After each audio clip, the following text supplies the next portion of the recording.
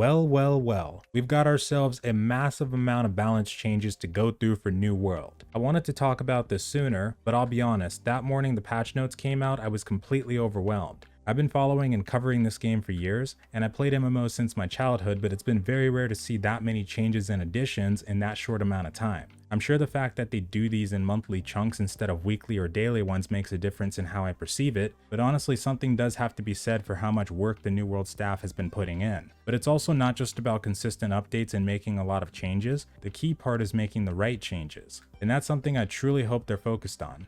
That being said, let me try to somehow dive into these crazy balance changes. Let's go ahead and get started.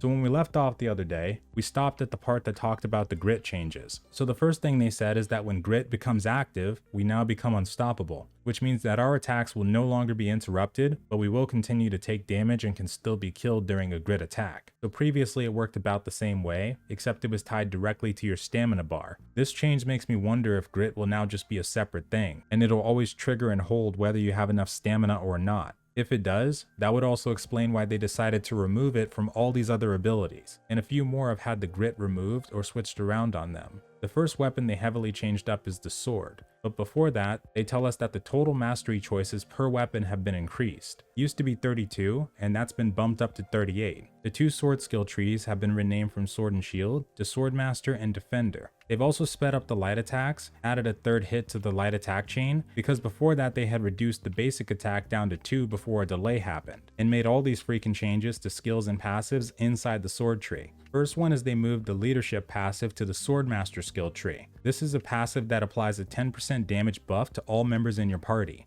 They've removed some of the passives entirely like Precision, Fine Precision, Keen Blade, and seemingly replaced them with other passives like Achilles Heel, love that by the way, re-added Precision, Freeing Justice, Mobility, etc. To briefly touch on the skill changes, Reverse Stab has been buffed to 175% damage, and they removed the first swing from the animation. This is a good thing because due to the windup of the reverse stab, most of the time it wasn't that viable to take unless your enemy was knocked down or stunned. There was ways to land it properly more often than not, but going with the Whirlwind Blade ability or Shield Bash was a much less situational choice. Skipping down to Leaping Strike, they've increased the leap distance by 2 meters and sped up the animation, which is nice, but also removed the current upgrades which included Reaching Strike and Charge Strike. So it's nice that they're moving the bonus from Reaching Strike to the Leaping by default, but it's such a big trade-off to not have Charge Strike anymore. See, most people would run Shield Rush for their mobility gap closer for sword, primarily in PvP, but I loved using Leaping Strike in PvP especially.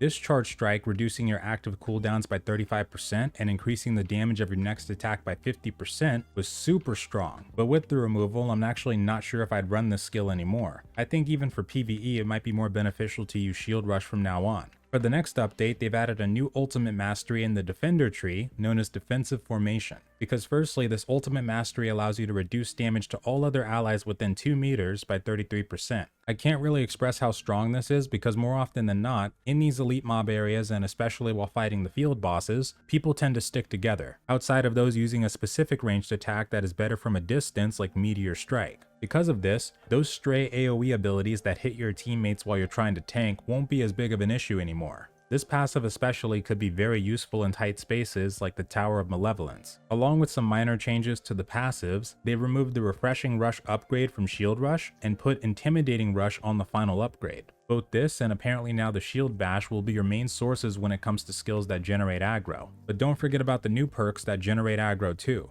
Now this next one is really juicy for me. Most people don't care that much about the skill known as Final Stand, but this used to be my and other people's bread and butter when it came to tanking. You could straight up spit in Bane's face and pop this bad boy and tank him like it was nothing. But after several tweaks that left this skill basically in the dark, this skill is very strong again. Starting off is that now, it reduces damage by a flat amount of 30% for 8 seconds, instead of scaling like it did before. They reduced the cooldown from 120 seconds to 45, which is a big jump, replacing the Enduring Stand passive with the Final Countdown, and added a new upgrade known as Restoration, which lets us gain 15% of our health back when Final Stand comes to an end. Both of these upgrades in combination to the changes made to the baseline skill will make this extremely powerful in any kind of tanking situation. This right here by itself puts my mind at ease a little bit more when it comes to the potion cooldown. Very excited to try this out, although I did find it weird that the damage reduction would increase by 20% if your health was above 50%. I feel like it makes more sense for the reduction to increase if your health is below 50%, especially with the passive called Final Countdown, but that could be a typo for all I know. Either way, very excited to see what comes from the Sword and Shield tree. And then we've got ourselves the hatchet. Seems the changes to this have completely transformed the usefulness of the hatchet and how it sustains you. To start with, they've made some major changes to the Berserk skill. Previously used as a 10-second immortality buff that could be extended based off kills, now they took away the final upgrade known as Immortal Berserk. And now we have a new ultimate added to the Berserk Mastery tree known as Defy Death. When you hit under 50 health, you gain immortality for 4 seconds. So the weapon itself was very useful for staying alive in PvE encounters and also for pushing objectives in the war. And now it's kind of in a position with these new skills and passives where it could probably go toe to toe with these other weapons and have a decent amount of sustain. Starts off with the removal of some of its passives and the addition of new ones like Enraging Strike, Accomplished Power, Relentless Fury, and so on. One interesting thing they did is switched how the aim throw ability functions. So now instead of using it as a skill, you can activate the passive and it replaces the block button. So every time you hold right click, you can initiate the throw. Very interesting mechanic change, and it might make it a little tougher in close combat with just the dodge, but the challenge of that is also part of the fun. They also remove Purge, Quick Throw, Power Throw, and replace these with new abilities, which I'm actually a little sad about the Purge and the rejuvenating kills, because with the upgrade on that skill in certain situations like mobs that apply a lot of debuffs, you can actually sustain yourself pretty well. But now skipping down to the Berserk skill, every time you use it, it'll refresh your health by 30% at the end. For this one though, because they didn't lower the cooldown from 120 seconds, in PvE this might not be as much of a reliable healing option to use constantly compared to the old ones. But in PvP this can definitely be a life-saving ability. The other changes made to it is that now it applies a flat damage bonus while active, and no longer requires hits to be taken in order to work. The Berserking Speed perk, which lets us get 20% increased sprint speed, has been renamed to On the Hunt. The Purge has apparently been put here too now because the Berserk skill will clear you of all hostile status effects. Along with being unstoppable in this mode, this skill just got a whole lot crazier. It seems that with the Ragging Torrent 4-combo melee ability that they just added, and these other changes to the throwing section of the hatchet, that this will fill the role of a DPS and bruiser way more than it used to. I feel like people will still only use the majority of the throwing skill tree in rare circumstances compared to another ranged weapon like bow or musket, but overall this seems like a massive improvement. For the Rapier and Great Axe, we can skip through these for the most part because we don't have any public footage of the skill trees. But two things I wanted to point out for the Rapier is the name of the Riposte skill and the Evade. A Riposte, meaning a quick thrust normally used in fencing after a parry, is named after the skill we saw in the Twitter footage where they showcased the weapon. That along with the evasion skill being the dodge from side to side. So this evasion is tied to a skill rather than a replacement for the dodge while holding the weapon. For the Great Axe, there's a lot of interesting skill descriptions here like Charge and Whirlwind. One thing I really hope for is the day we get our hands on the Greatsword, it ends up coming with the charge ability similar to this one. The Great Axe seems like a decent weapon to use in massive mob farming situations, as well as group-based content like invasions. One of the most crucial aspects here is firstly, if we look at the passive section, we have one known as Critical Gain and another known as Feed. The first one gives us a 10% heal based off the damage done when we score a crit, and Feed will let us heal for 10% of the damage upon getting an enemy below 30%. One thing to remember here is when they first introduced the Great Axe, it was announced that weapon perks would be coming alongside it. I theorized during that video that it may include ones that allow us to lifesteal. With these passives and now the Reap skill giving a 30% heal of the damage done, I'm thinking even more that the perks will have that.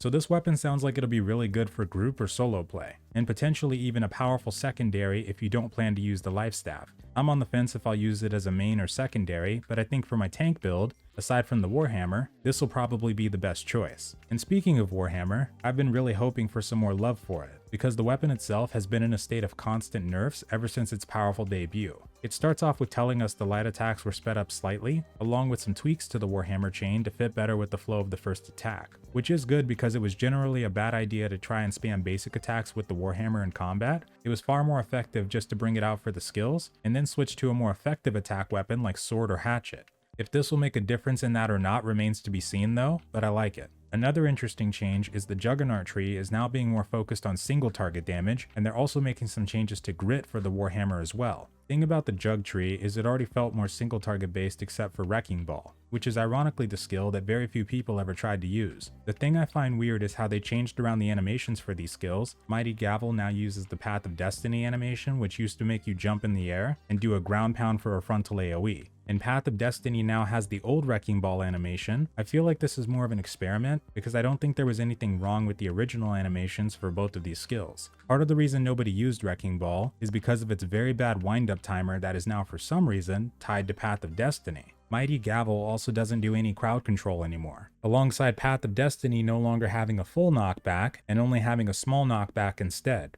I think two things are going on here. First thing is that they seem to be trying to make the Warhammer into more of a DPS based weapon, but the thing is the usefulness of the Warhammer, especially in territory wars and PvE, always came from the crowd control capabilities. Myself, I love to use Path of Destiny, Shockwave, and Mighty Gavel or Clear Out as the last one, but now I think this weapon is overall even less effective than before. Aside from Shockwave getting some decent additions like a slightly sped up animation and a sped up recovery so we can follow up. The second thing is, if it ain't broke, don't fix it, is applying here when it comes to the weapon animations. Some of these changes are pretty good for the Warhammer, and I think you can still be semi-effective with Shockwave, maybe Clear Out, and Path of Destiny as the last one. But the animation switching, I don't know if that needed to happen. I think people will be less incentivized to use Path of Destiny now because it's got the animation of arguably the worst Warhammer skill in general, and for Mighty Gavel to now have the Path of Destiny one but no CC, it just sounds really weird in my head. I do like the sped up animations of the light attacks though. I think that was pretty needed, but overall I feel like this is one of the less than optimal balance changes of the patch.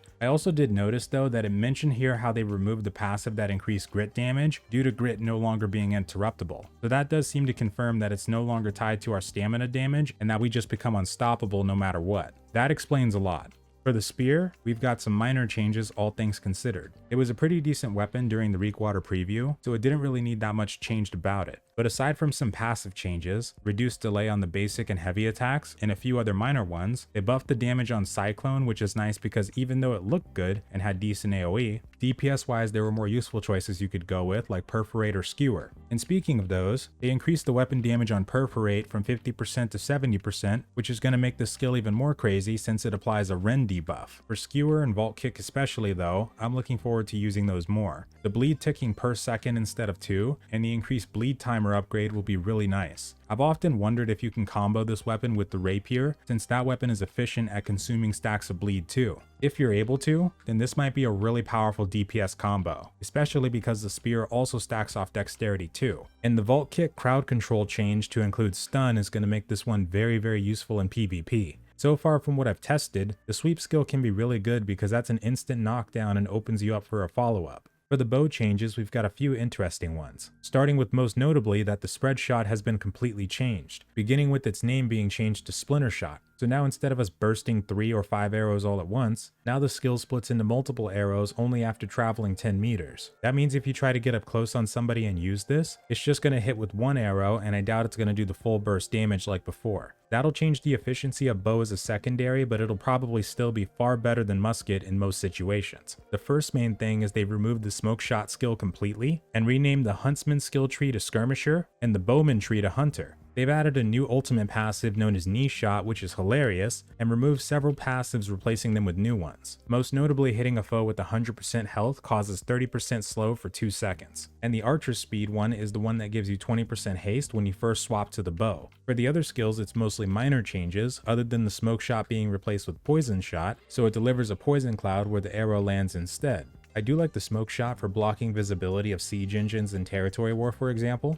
but having the cloud actually do damage will make it far less of a situational skill, so a really good change there. Some of the added passives in this new Hunter Mastery tree also sound really good too. We've got Surprise Attack that gives you a 20% damage bonus if you haven't attacked anyone in the last 10 seconds, which would be really good to pair up with Penetrating Shot actually. Especially if you can stack that bonus damage on top of the Deep Strike upgrade that does 20% more if they're 20 meters away. I bet with the Critical Strike you could probably chunk somebody really hard. And then we come to the final 3 weapons, starting with the musket. This is a weapon that's been in the doghouse for most situations for quite a while, but I've actually grown to appreciate the musket more. There are certain cases where it's actually extremely useful, territory defense and faction warfare being a main one. Without the bullet drop, you're able to efficiently snipe people off the siege machines, and the small small fortification in front of the fortress is perfect for sniping people from. You can also pop off on people trying to spam meteor strikes. It keeps them in place while they're channeling, so it's the perfect opportunity to blast them in the face.